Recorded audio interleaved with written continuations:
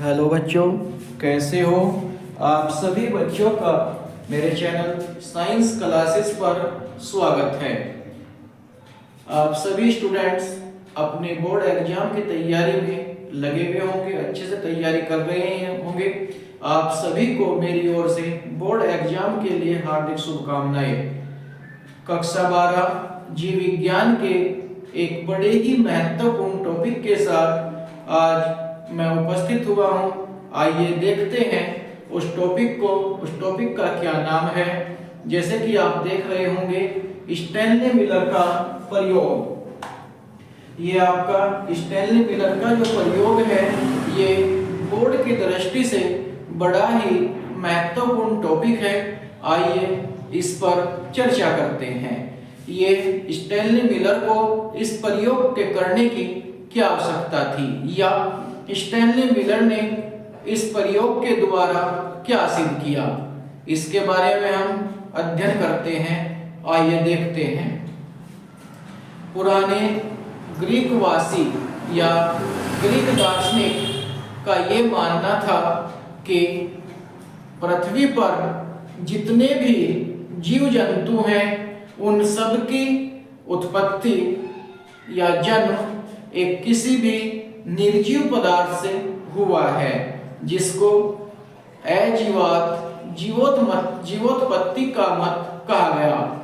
अजीवात जीवोत्पत्ति के मत के सबसे बड़े प्रवर्तक प्रचारक थे वॉन हेलमोंट। वॉन हेलमोंट ने दावा किया कि किसी बंद अंधेरे कमरे में 21 दिन तक गेहूं के दाने और पसीने से भीगी हुई कमीज को एक साथ रख दिया जाए तो चूहे उत्पन्न हो सकते हैं। इसी को अजीवात जीवोत्पत्ति का मत कहा गया। अजीवात का मतलब हो गया अजीव, अजीव का मतलब हो गया निर्जीव।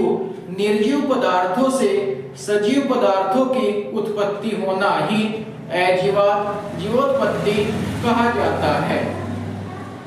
इस धारणा को गलत साबित करने के लिए कुछ वैज्ञानिक आए, जिनमें Stanley Miller, Louis Pasteur, Francisco Redi, Sidney F Fox आदि ने अपने प्रयोगों के द्वारा अजीवात जीवोत्पत्ति के मत को समाप्त कर दिया और जीवोत्पत्ति के मत की शुरुआत की। ये स्टैनली मिलर के प्रयोग का अध्ययन करते हैं। स्टैनली मिलर अमेरिकन वैज्ञानिक थे, जिन्होंने अपने गुरु हैरोल्ड यूरे की देखरेख में एक प्रयोग किया। उस प्रयोग में उन्होंने धातु को उबालते समय या जल को उबालने के बाद जो जलवाष्प बने वो कंडेंसर के संपर्क में आकर ठंडे हो जाए। अब बात आती है कि स्टैनली मिलर ने अपने प्रयोग में गैसों का मिश्रण और विद्युत का प्रयोग क्यों किया, यानी कि यहाँ पे जो कुछ वोल्टता है, कुछ वोल्टेज है, उसकी जो वैल्यू थी वो 20,000 से 40,000 के लगभग थी। गैस भरने का पीछे मकसद ये था, उन्होंने आदि वातावरण या आदि काल की जो दशाएं थी उनको प्रोजेक्ट करने की कोशिश की। यहाँ पर उन्होंने इस छोटे फ्लास्क में जल को लेकर उबाला और ये प्रोसीजर लगातार कई दिन तक या हफ्ते तक चलता रहा। जब इस फ्लास्क में जल लेकर उन्होंने उबाला और उबालने के बाद जो जलवाष्प बनी थी वो गैसों के संपर्क में होकर कंडेंसर के संपर्क में होकर ठंडी हुई, तो यू आकार की जो नली थी जिसको उन्होंने ट्रेप नाम दिया, गंदला सा कार्बनिक पदार्थ जम गया। जब इस गंदले से पदार्थ का विश्लेषण किया गया, एनालिसिस किया गया, तो इसमें पता चला कि इसमें कार्बनिक यौगिक शर्कराएं, एलेनिन आदि वे यौगिक थे जो जीवन की उत्पत्ति के लिए काफी सहायक सिद्ध हुए।